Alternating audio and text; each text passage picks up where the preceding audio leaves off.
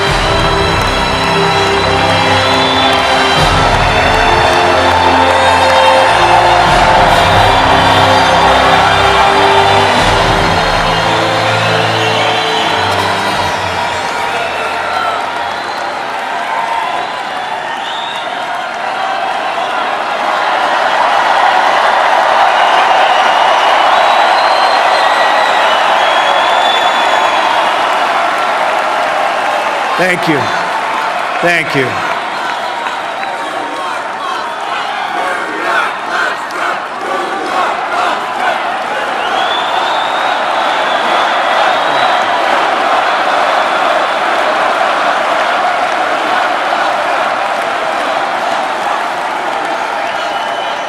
Thank you. Thank you very much.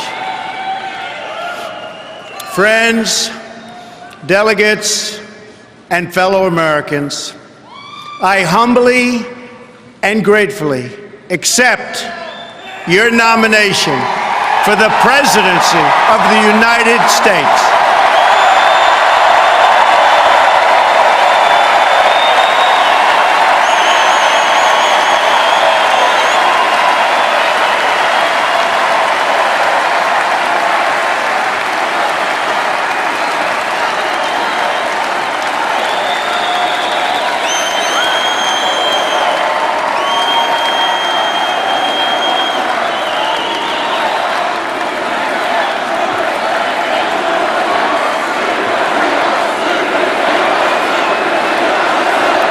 USA, USA, USA, USA.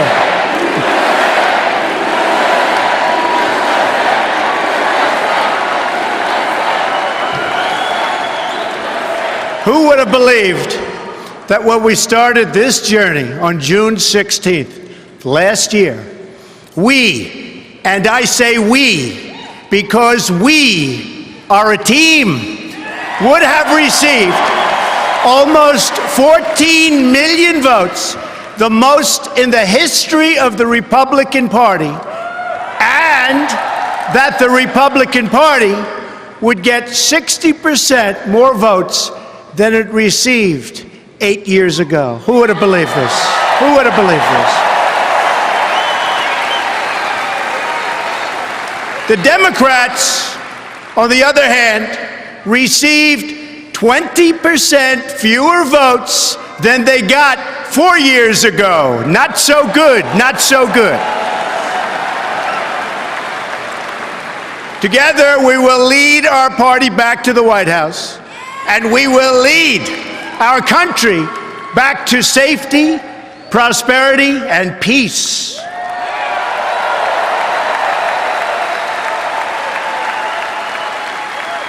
We will be a country of generosity and warmth, but we will also be a country of law and order.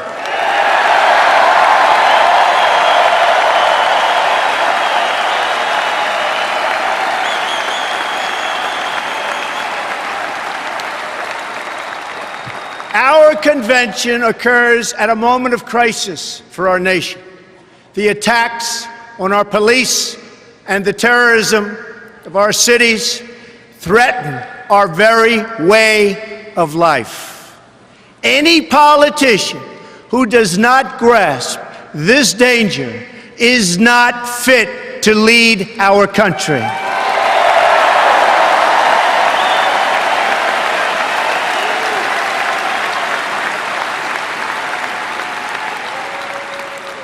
Americans watching this address tonight have seen the recent images of violence in our streets and the chaos in our communities. Many have witnessed this violence personally. Some have even been its victims. I have a message for all of you. The crime and violence that today afflicts our nation will soon, and I mean very soon, come to an end.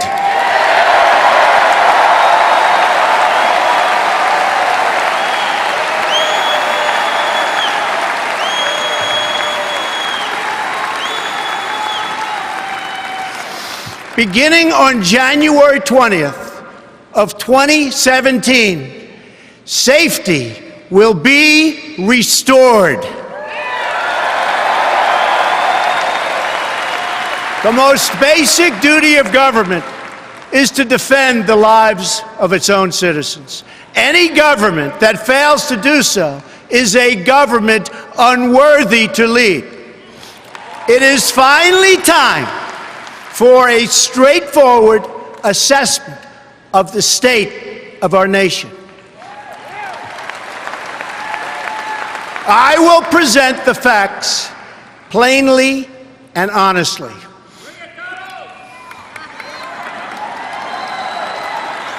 We cannot afford to be so politically correct anymore.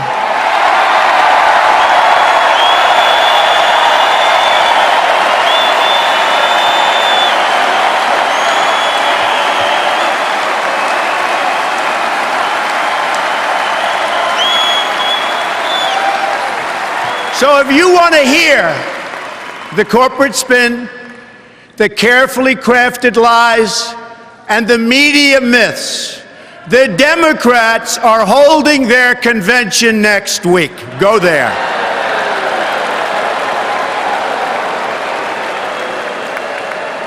But here at our convention, there will be no lies.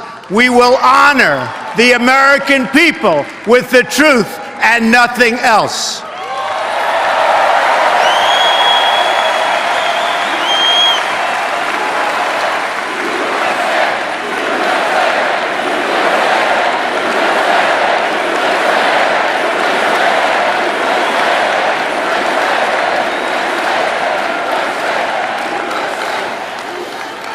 These are the facts. Decades of progress made in bringing down crime are now being reversed by this administration's rollback of criminal enforcement. Homicides last year increased by 17% in America's 50 largest cities. That's the largest increase in 25 years. In our nation's capitals, killings have risen by 50%. They're up nearly 60% in nearby Baltimore. In the president's hometown of Chicago, more than 2,000 people have been the victim of shootings this year alone, and almost 4,000 have been killed in the Chicago area since he took office. The number of police officers killed in the line of duty has risen by almost 50% compared to this point last year.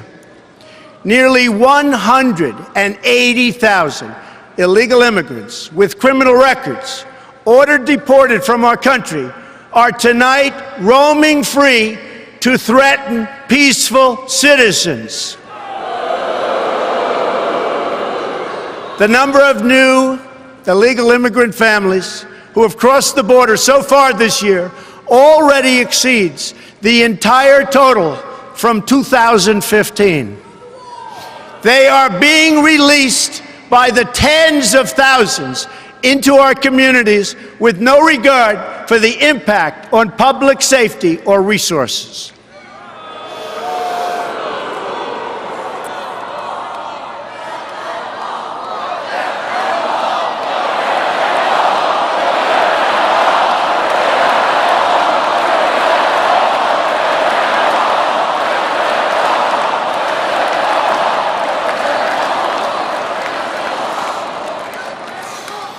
One such border crosser was released and made his way to Nebraska. There, he ended the life of an innocent young girl named Sarah Root. She was 21 years old and was killed the day after graduating from college with a 4.0 grade point average, #1 in her class. Her killer was then released a second time, and he is now a fugitive from the law. I've met Sarah's beautiful family, but to this administration, their amazing daughter was just one more American life that wasn't worth protecting. No more. One more child to sacrifice on the order and on the altar of open borders. What about our economy? Again, I will tell you the plain facts that have been edited out of your nightly news and your morning newspaper. Nearly 4 in 10 African American children are living in poverty, while 58% of African American youth are now not employed. 2 million more Latinos are in poverty today than when President Obama took his oath of office less than 8 years ago. Another 14 million people have left the workforce entirely.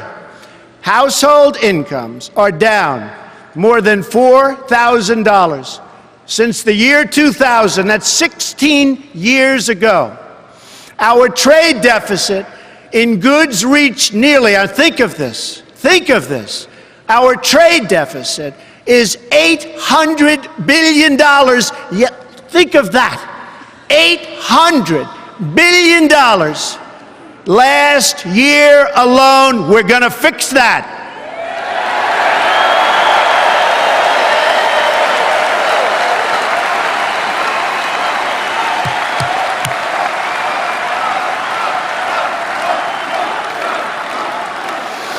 The budget is no better.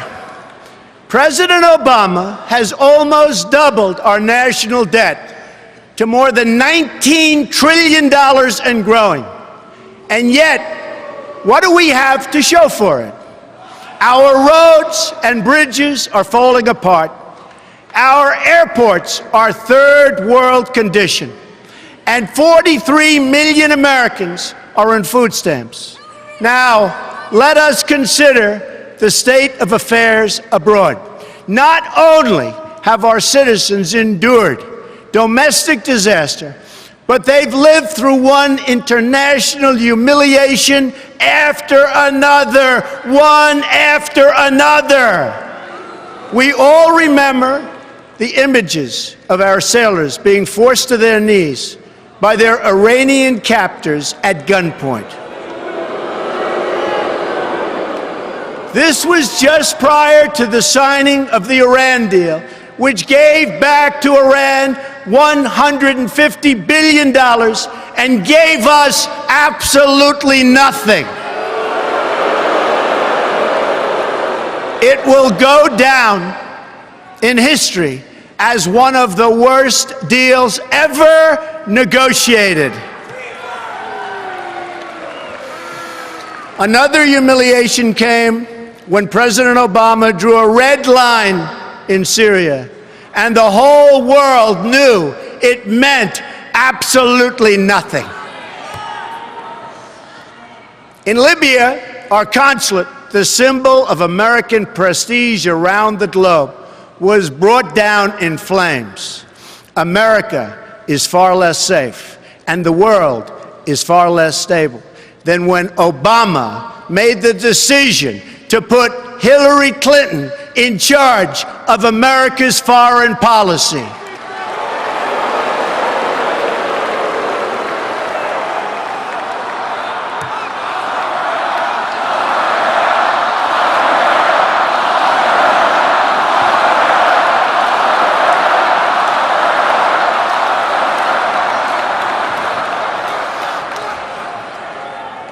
let's defeat her in November. Okay?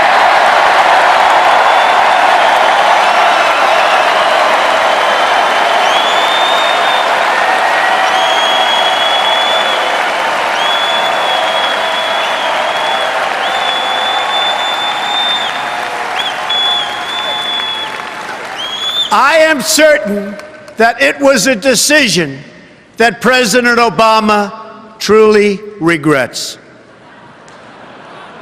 Her bad instincts and her bad judgment, something pointed out by Bernie Sanders, are what caused so many of the disasters unfolding today.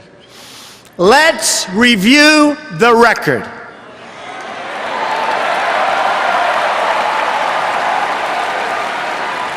In 2009, pre-Hillary, ISIS was not even on the map.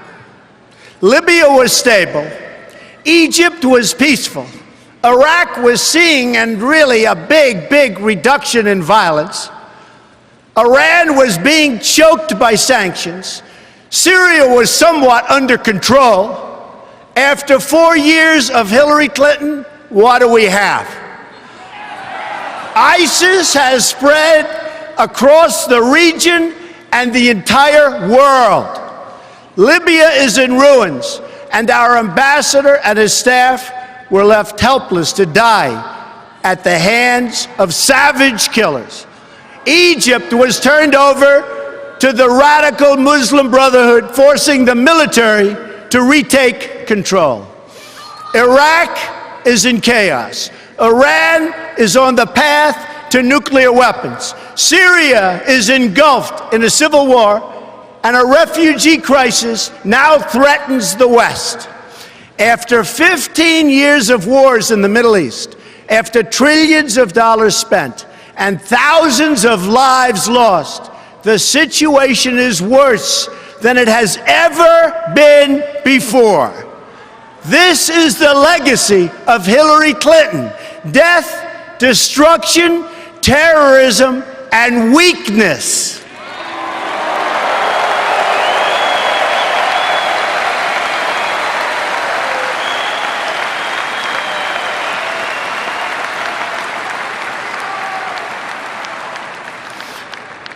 But Hillary Clinton's legacy does not have to be America's legacy.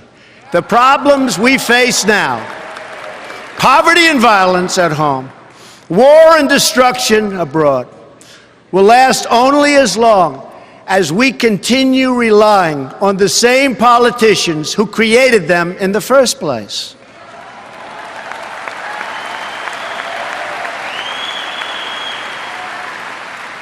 A change in leadership is required to produce a change in outcomes.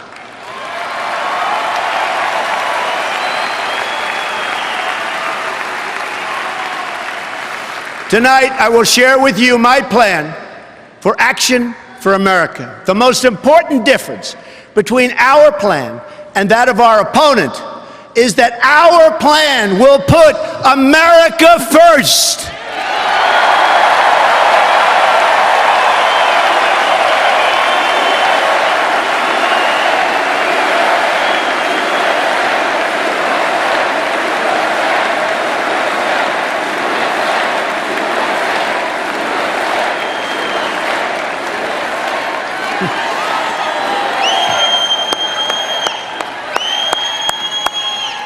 Americanism, not globalism, will be our credo as long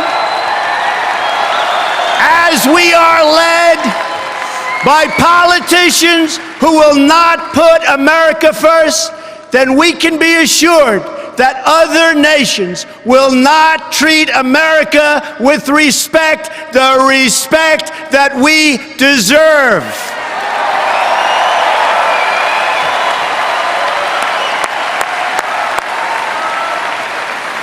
The American people will come first once again.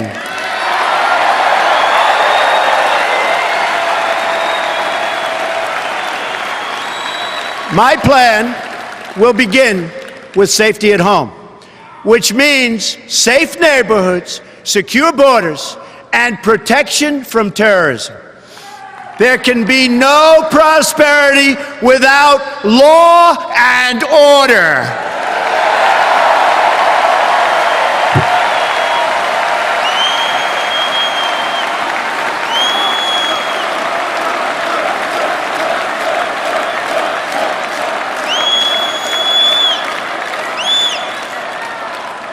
On the economy, I will outline reforms to add millions of new jobs and trillions in new wealth that can be used to rebuild America.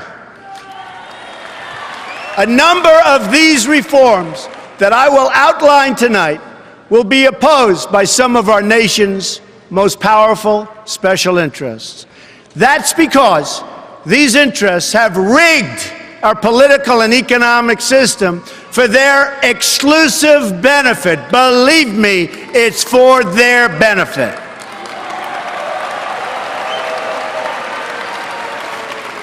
Big business, elite media, and major donors are lining up behind the campaign of my opponent because they know she will keep our rigged system in place.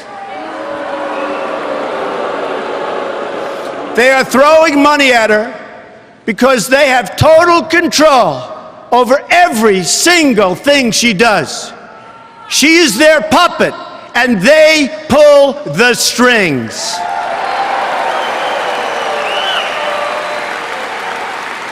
That is why Hillary Clinton's message is that things will never change, never ever.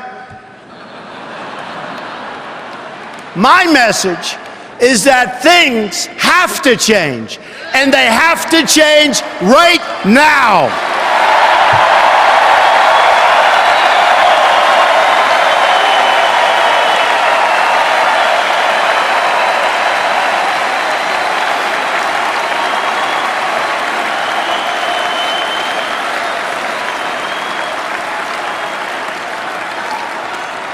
Every day, I wake up determined to deliver a better life for the people all across this nation that have been ignored, neglected, and abandoned.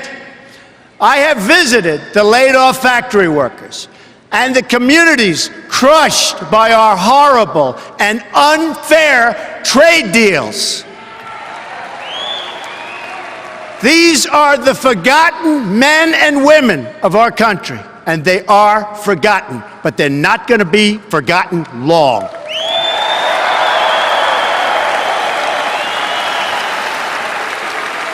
These are people who work hard, but no longer have a voice. I am your voice.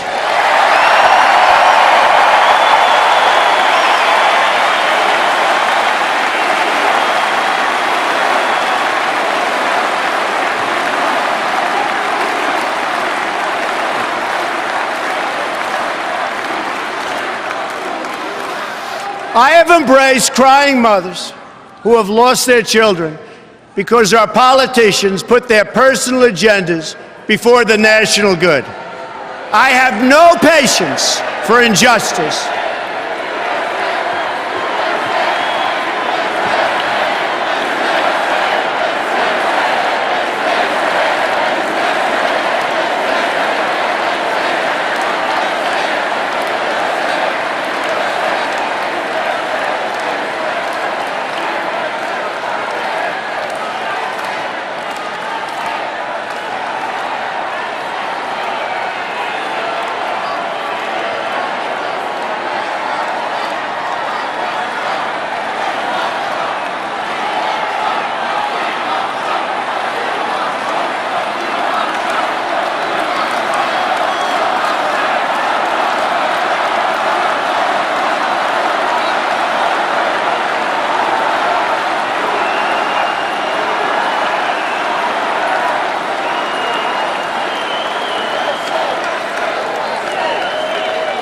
How great are our police, and how great is Cleveland?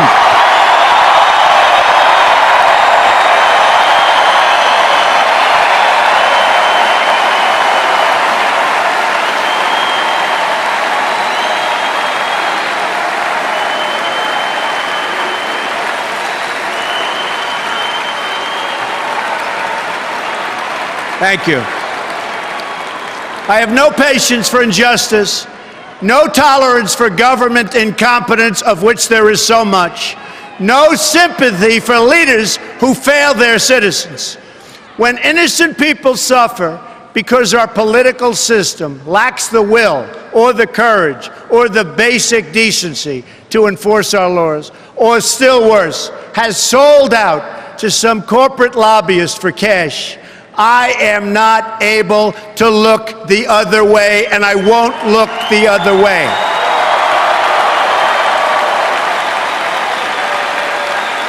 And when a Secretary of State illegally stores her emails on a private server, deletes 33,000 of them so the authorities can't see her crime, puts our country at risk, lies about it in every different form, and faces no consequence, I know that corruption has reached a level like never, ever before in our country.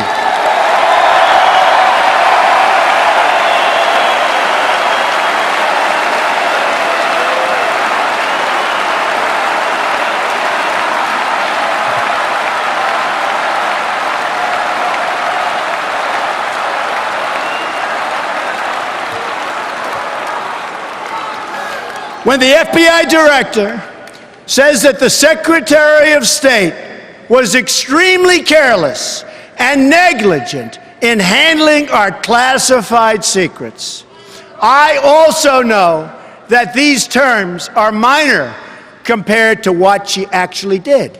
They were just used to save her from facing justice for her terrible, terrible crimes.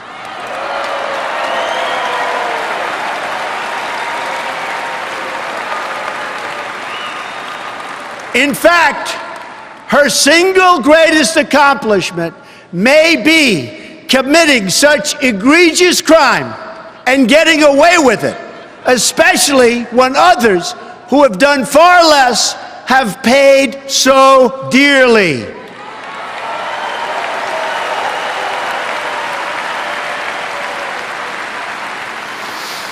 When that same Secretary of State rakes in millions and millions of dollars trading access and favors to special interests and foreign powers, I know the time for action has come.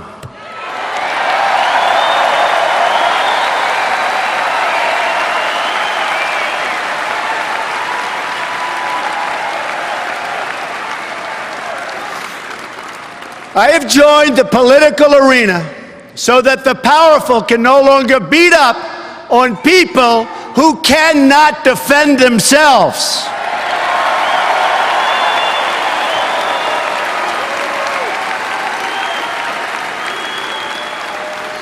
Nobody knows the system better than me.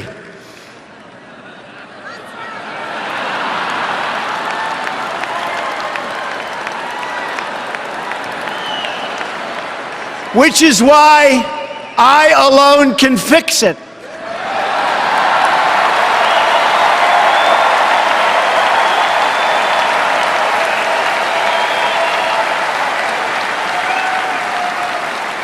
I have seen firsthand how the system is rigged against our citizens, just like it was rigged against Bernie Sanders. He never had a chance, never had a chance.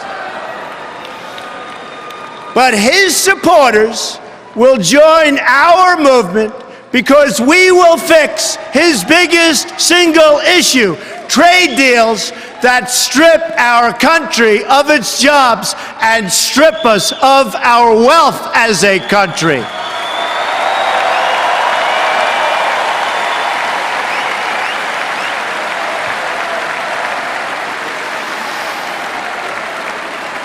Millions of Democrats will join our movement because we are going to fix the system so it works fairly and justly for each and every American.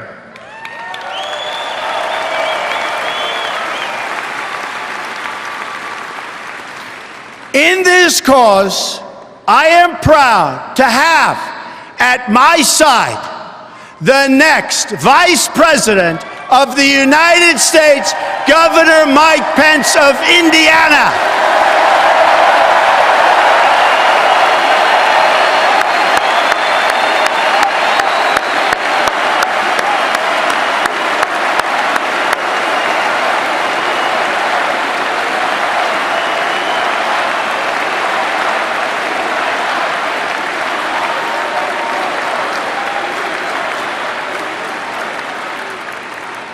And a great guy.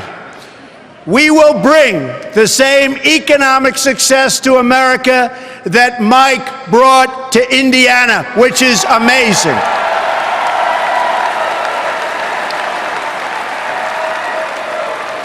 He is a man of character and accomplishment. He is the man for the job.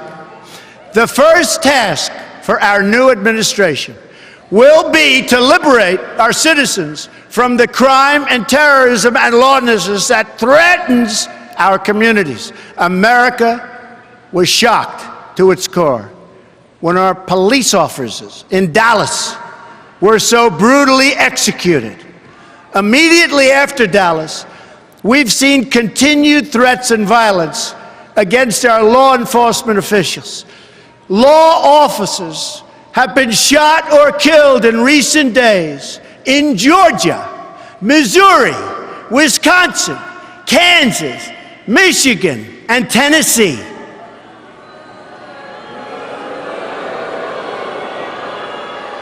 On Sunday, more police were gunned down in Baton Rouge, Louisiana. 3 were killed and 3 were very, very badly injured. An attack on law enforcement is an attack on all Americans.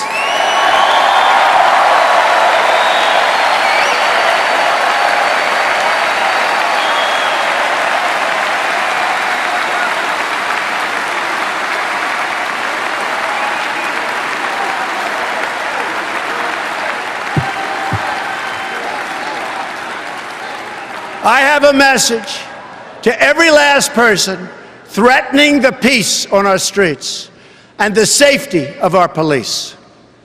When I take the oath of office next year, I will restore law and order to our country. Believe me, believe me. I will work with and appoint the best and brightest prosecutors and law enforcement officials to get the job properly done.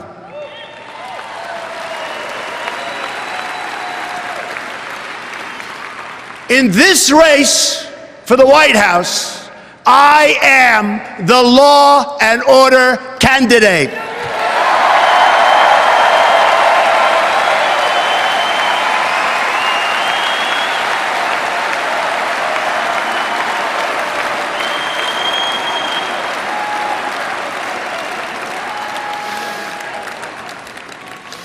The irresponsible rhetoric of our president, who has used the pulpit of the presidency to divide us by race and color, has made America a more dangerous environment than, frankly, I have ever seen and anybody in this room has ever watched or seen. This administration has failed America's inner cities. Remember, it has failed America's inner cities. It's failed them on education.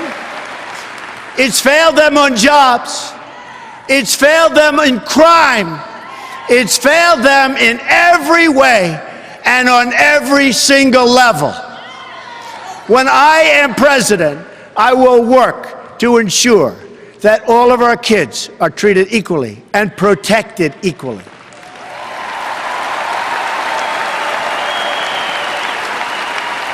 Every action I take, I will ask myself, does this make better for young Americans in Baltimore, in Chicago, in Detroit, in Ferguson, who have really, in every way, folks, the same right to live out their dreams as any other child in America.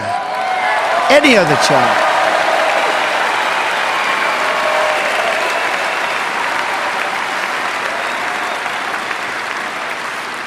To make life safe for all of our citizens, we must also address the growing threats we face from outside the country. We are going to defeat the barbarians of ISIS, and we're going to defeat them fast.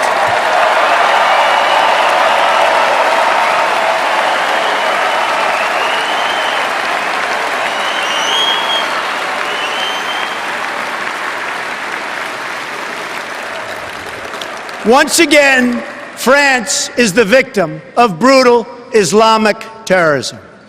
Men, women, and children viciously mowed down, lives ruined, families ripped apart, a nation in mourning.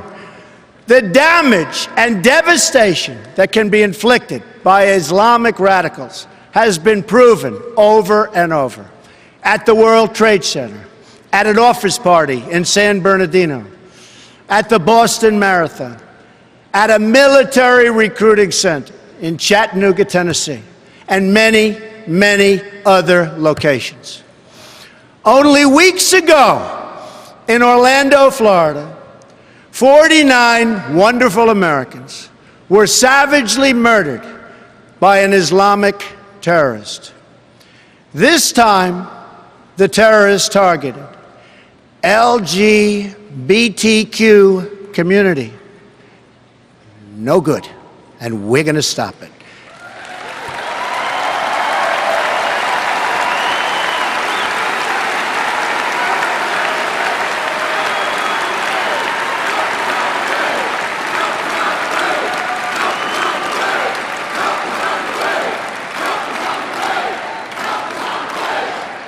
As your president, I will do everything in my power to protect our LGBTQ citizens from the violence and oppression of a hateful foreign ideology. Believe me.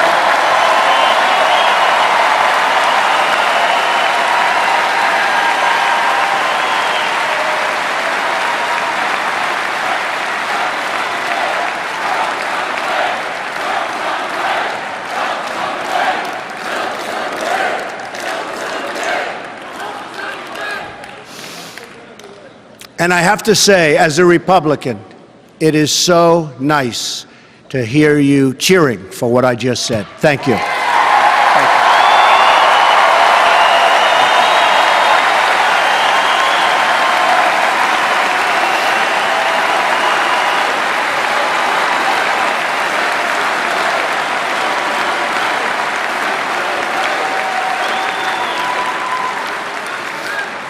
To protect us from terrorism, we need to focus on three things. We must have the best, absolutely the best gathering of intelligence anywhere in the world. The best.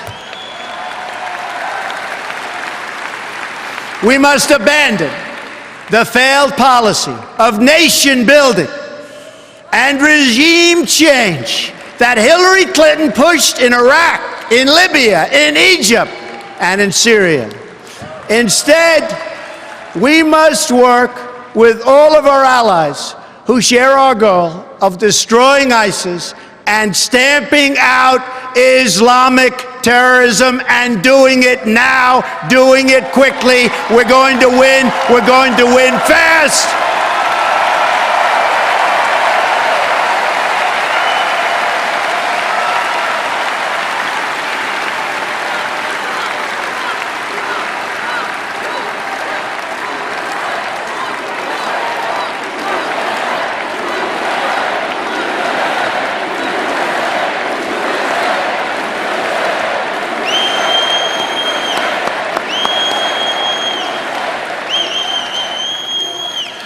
This includes working with our greatest ally in the region, the State of Israel.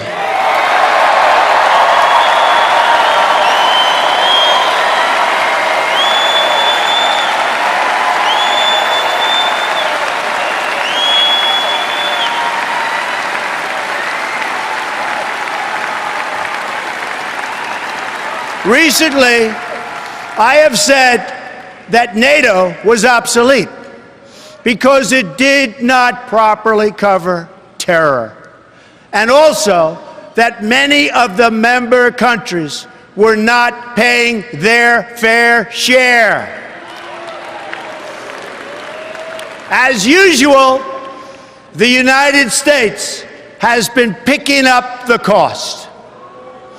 Shortly thereafter, it was announced that NATO will be setting up a new program in order to combat terrorism, a true step in the right direction.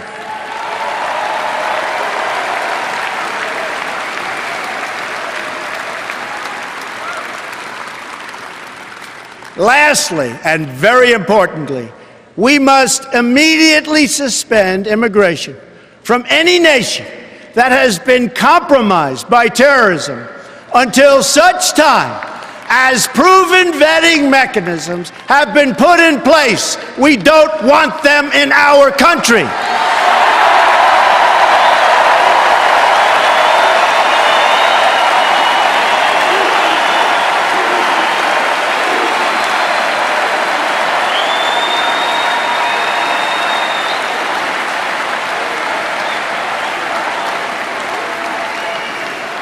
My opponent has called for a radical 550% increase in Syrian, think of this,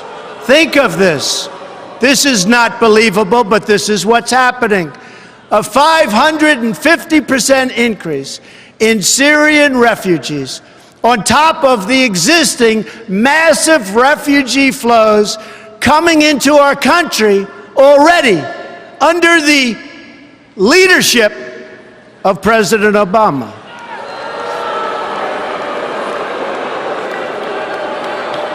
She proposes this despite the fact that there's no way to screen these refugees in order to find out who they are or where they come from. I only want to admit individuals into our country who will support our values and love our people.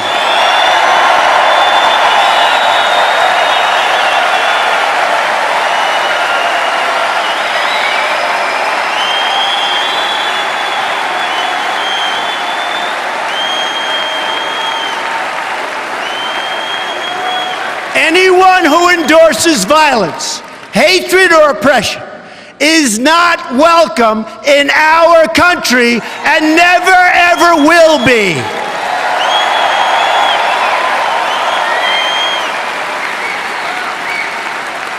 Decades of record immigration have produced lower wages and higher unemployment for our citizens, especially for African American and Latino workers.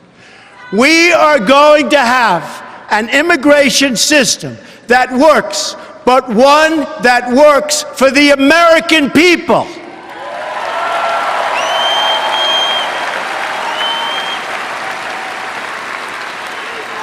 On Monday, we heard from 3 parents whose children were killed by illegal immigrants: Marianne Mendoza, Sabine Durden, and my friend Jamil Shaw. They're just 3 brave representatives of many thousands who have suffered so gravely.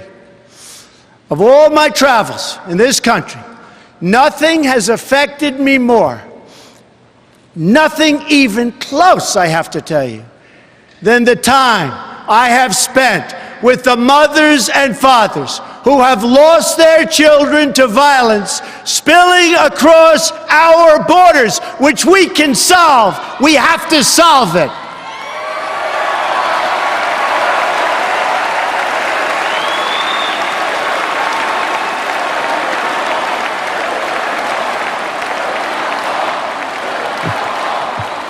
These families have no special interests to represent them.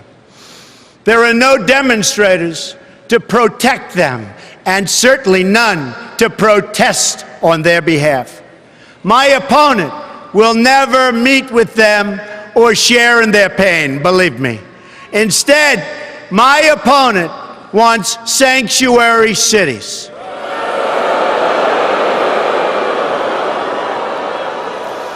But where was the sanctuary for Kate Steinle? Where was the sanctuary for the children of Marianne and Sabine and Jamil? Where was the sanctuary for all of the other? Oh, it's so sad to even be talking about it because we could solve this problem so quickly. Where was the sanctuary for all of the other Americans who have been so brutally murdered and who have suffered so horribly? These wounded American families have been alone, but they are not alone any longer.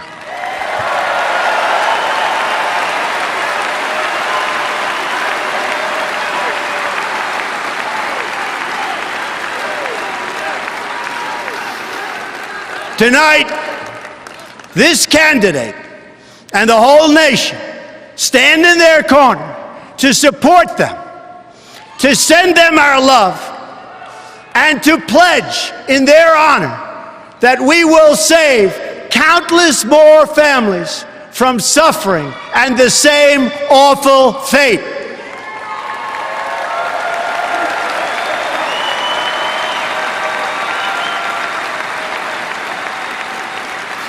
We are going to build a great border wall to stop illegal immigration, to stop the gangs and the violence, and to stop the drugs from pouring into our communities.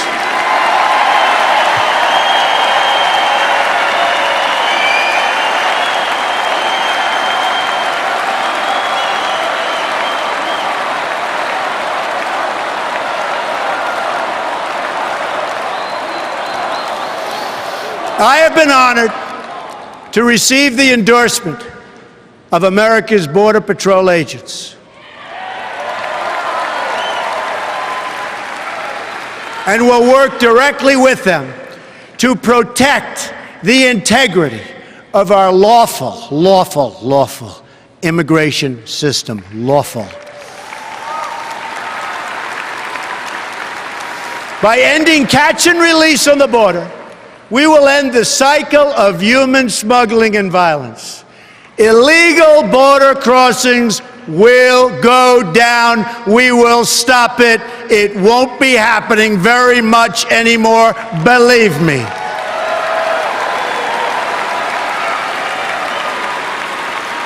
Peace will be restored by enforcing the rules for millions who overstay their visas. Our laws will finally receive the respect that they deserve.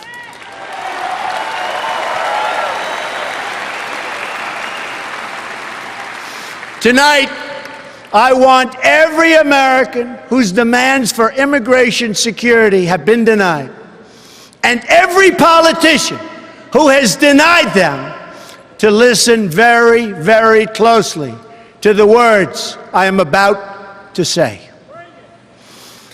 On January 20th of 2017, the day I take the oath of office,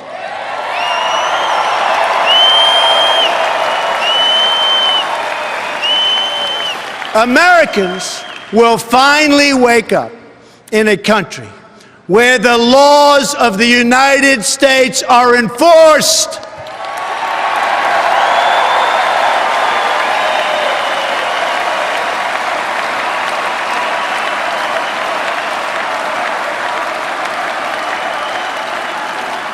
We are going to be considerate and compassionate to everyone. But my greatest compassion will be for our own struggling citizens.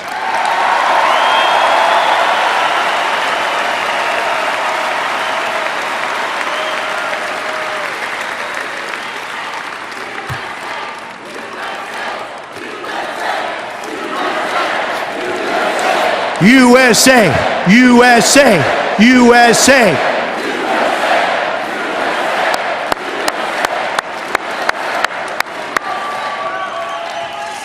My plan is the exact opposite of the radical and dangerous immigration policy of Hillary Clinton.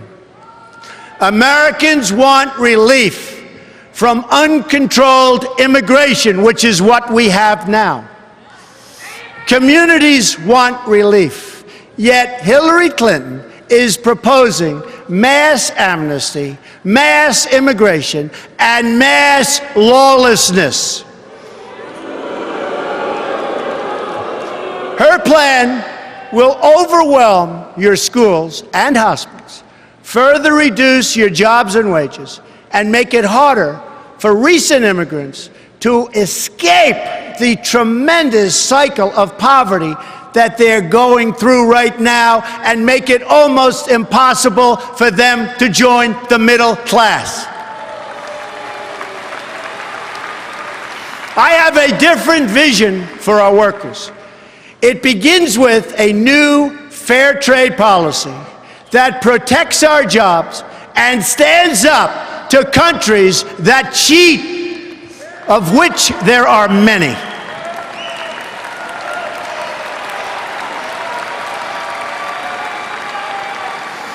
It's been a signature message of my campaign from day one, and it will be a signature feature of my presidency from the moment I take the oath of office.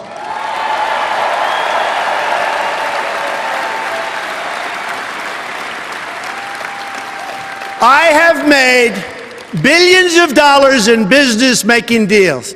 Now I'm going to make our country rich again.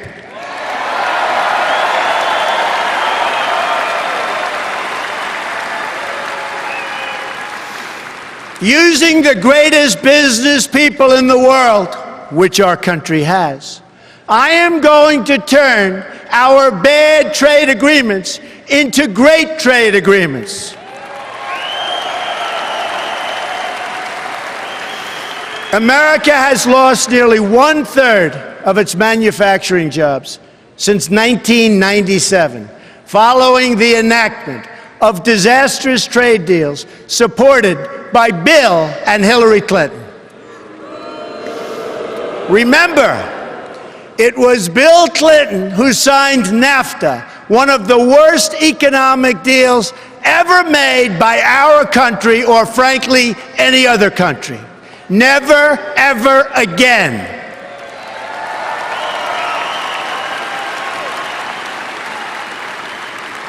I am going to bring back our jobs to Ohio and Pennsylvania and New York and Michigan and all of America. And I am not going to let companies move to other countries, firing their employees along the way without consequence. Not gonna happen anymore.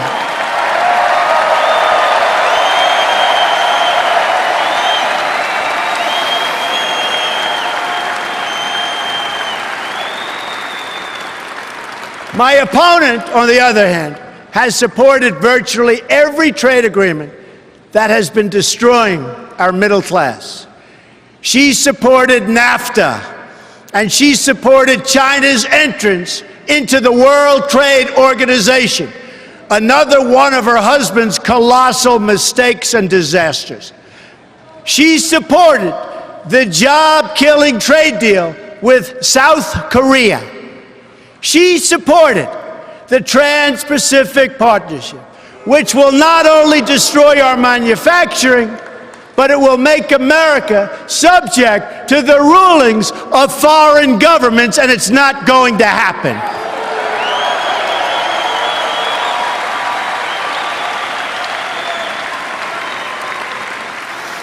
I pledge to never sign any trade agreement that hurts our workers or that diminishes our freedom and our independence. We will never, ever sign bad trade deals. America first. Again, America first.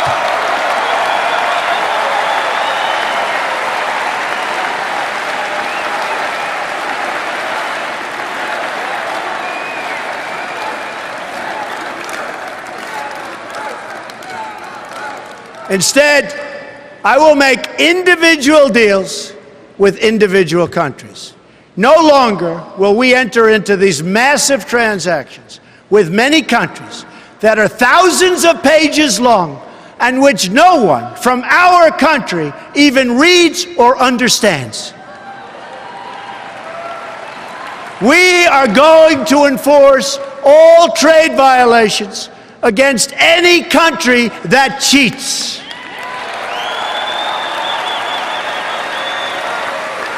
This includes stopping China's outrageous theft of intellectual property, along with their illegal product dumping and their devastating currency manipulation. They are the greatest that ever came about.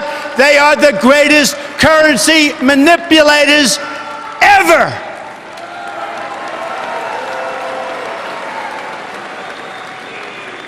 Our horrible trade agreements with China and many others will be totally renegotiated. That includes renegotiating NAFTA to get a much better deal for America, and we'll walk away if we don't get that kind of a deal.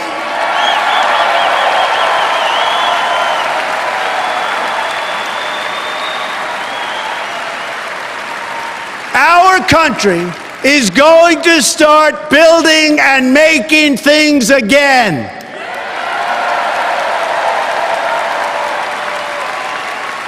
Next comes the reform of our tax laws, regulations, and energy rules.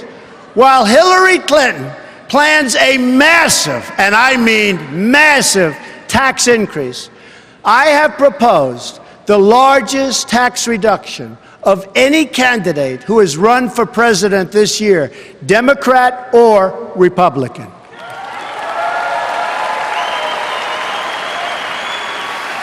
Middle-income Americans and businesses will experience profound relief, and taxes will be greatly simplified for everyone. I mean everyone.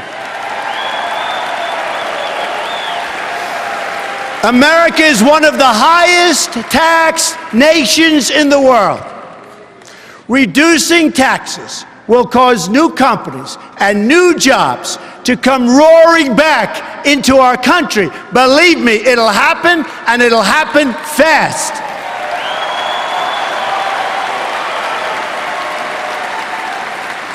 Then we're going to deal with the issue of regulation, one of the greatest job killers of them all.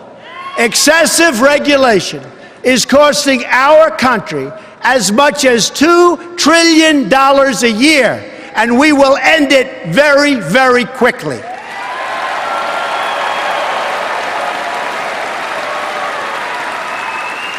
We are going to lift the restrictions on the production of American energy.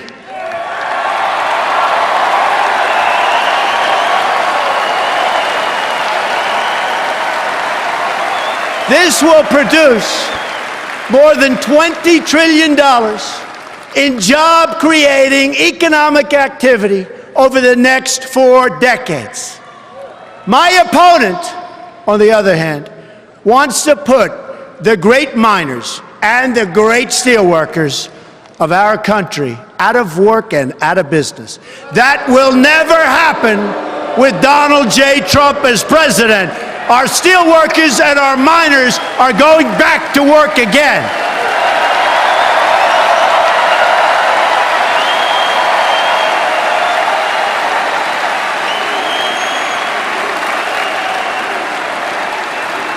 With these new economic policy, trillions and trillions of dollars will start flowing into our country. This new wealth will improve the quality of life for all Americans. We will build the roads, highways, bridges, tunnels, airports, and the railways of tomorrow. This, in turn, will create millions of more jobs.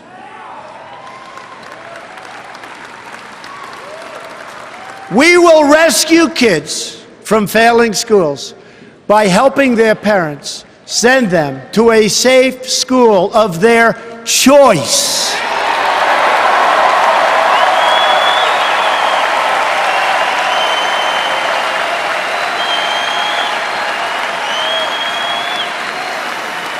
My opponent would rather protect bureaucrats than serve American children. And that's what she's doing, and that's what she's done.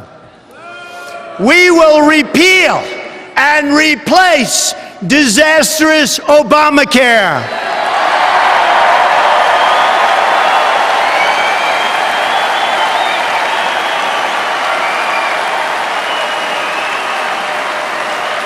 You will be able to choose your own doctor again.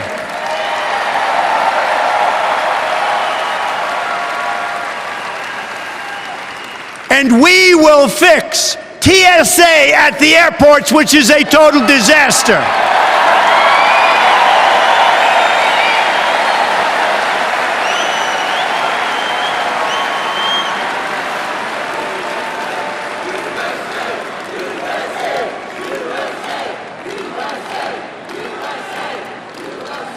Thank you. Thank you. We're going to work with all of our students who are drowning in debt to take the pressure off these young people just starting out in their adult lives. Tremendous problem. We will completely rebuild our depleted military.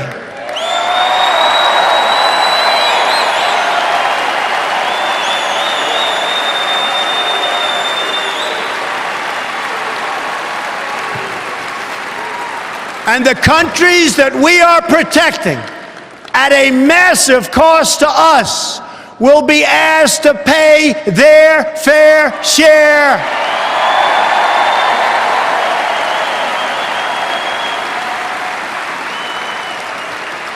We will take care of our great veterans like they have never been taken care of before.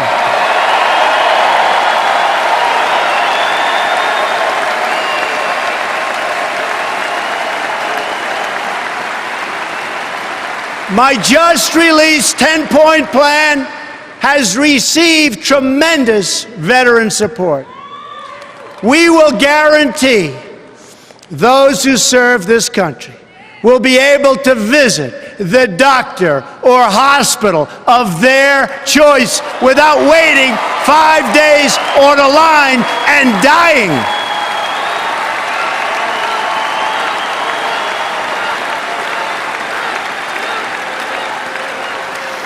My opponent dismissed the VA scandal. One more sign of how out of touch she really is. We are going to ask every department head in government to provide a list of wasteful spending on projects that we can eliminate in my first 100 days.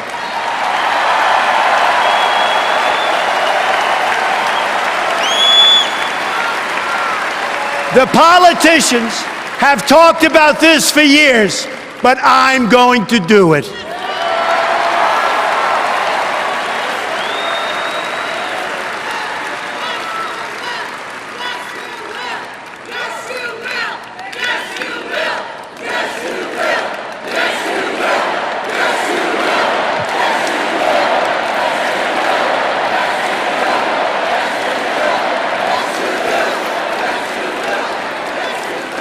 We are going to appoint justices of the United States Supreme Court who will uphold our laws and our Constitution.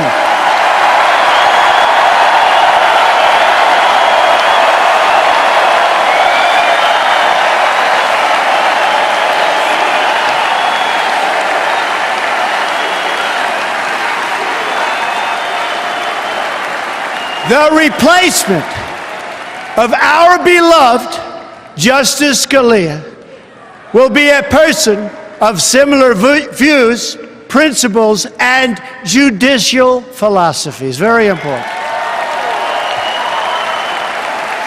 This will be one of the most important issues decided by this election. My opponent wants to essentially abolish the Second Amendment.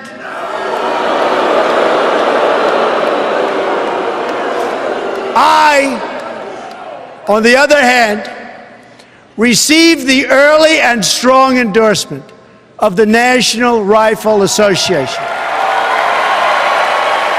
and will protect the right of all Americans to keep their families safe.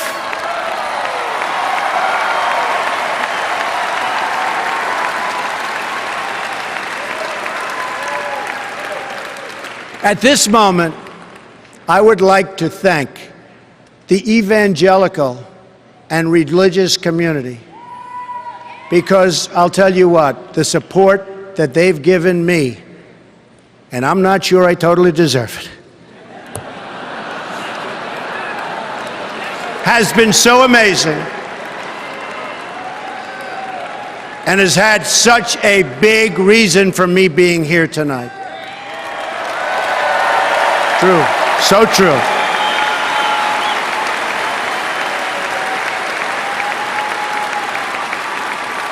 They have much to contribute to our politics, yet our laws prevent you from speaking your minds from your own pulpits. An amendment pushed by Lyndon Johnson many years ago threatens religious institutions with a loss of their tax-exempt status if they openly advocate their political views. Their voice has been taken away. I am going to work very hard to repeal that language and to protect free speech for all Americans.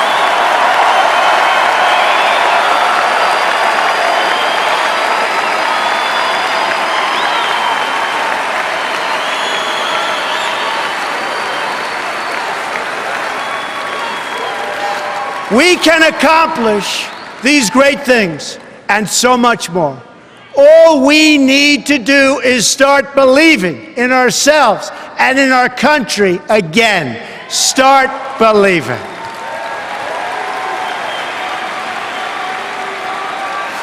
It is time to show the whole world that America is back, bigger and better and stronger than ever before.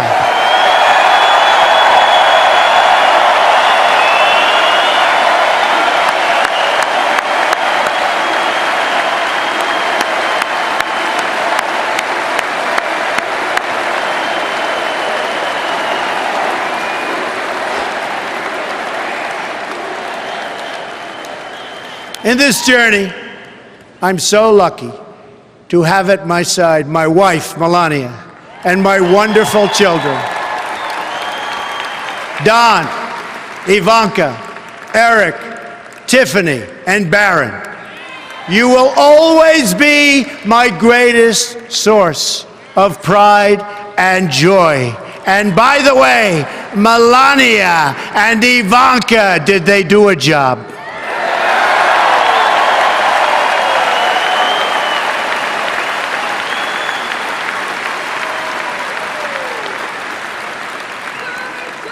My dad, Fred Trump, was the smartest and hardest working man I ever knew. I wonder sometimes what he'd say if he were here to see this and to see me tonight.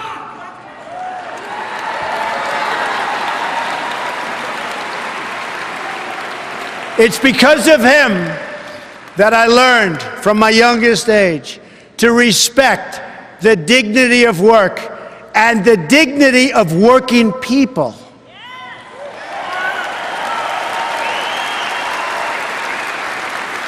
He was a guy most comfortable in the company of bricklayers and carpenters and electricians. And I have a lot of that in me also. I love those people.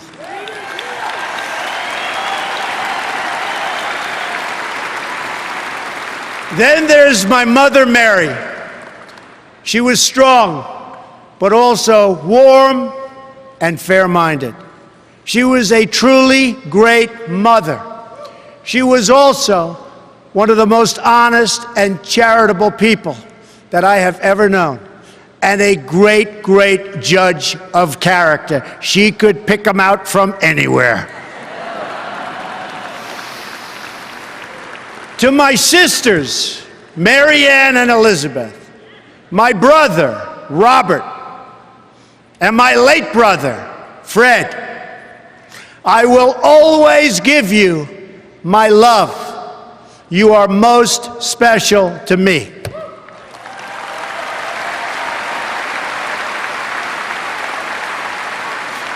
I have had a truly great life in business, but now my sole and exclusive mission is to go to work for our country, to go to work for you. It's time to deliver a victory for the American people. We don't win anymore, but we are going to start winning again.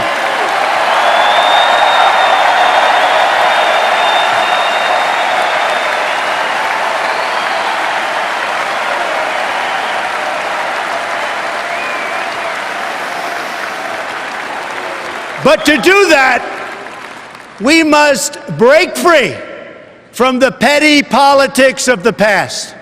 America is a nation of believers, dreamers, and strivers that is being led by a group of censors, critics, and cynics. Remember, all of the people telling you you can't have the country you want are the same people that wouldn't stand. I mean, they said Trump doesn't have a chance of being here tonight. Not a chance. The same people. Oh, we love defeating those people, don't we? Don't we love defeating those people? Love it, love it, love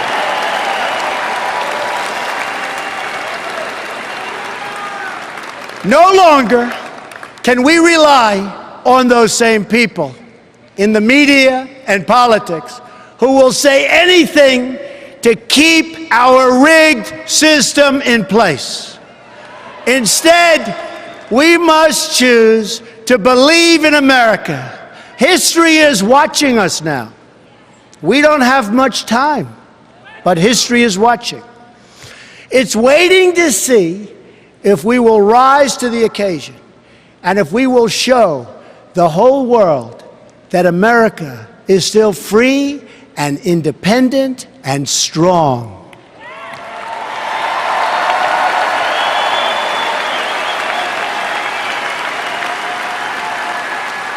I am asking for your support tonight so that I can be your champion in the White House, and I will be your champion.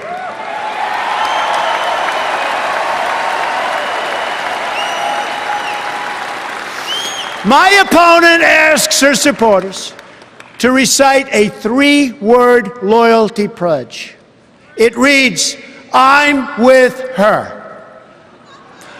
I choose to recite a different pledge. My pledge reads, "I'm with you, the American people."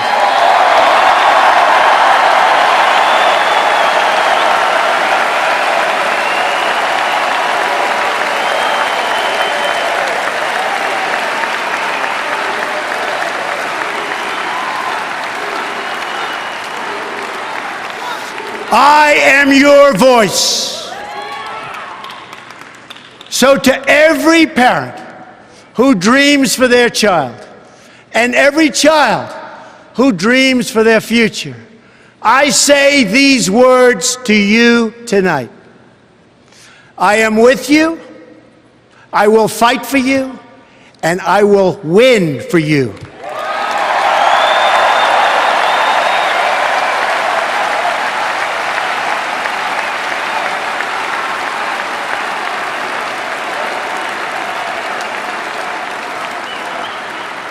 To all Americans tonight, in all of our cities and in all of our towns, I make this promise. We will make America strong again. We will make America proud again. We will make America safe again. And we will make America great again. God bless you and good night. I love you.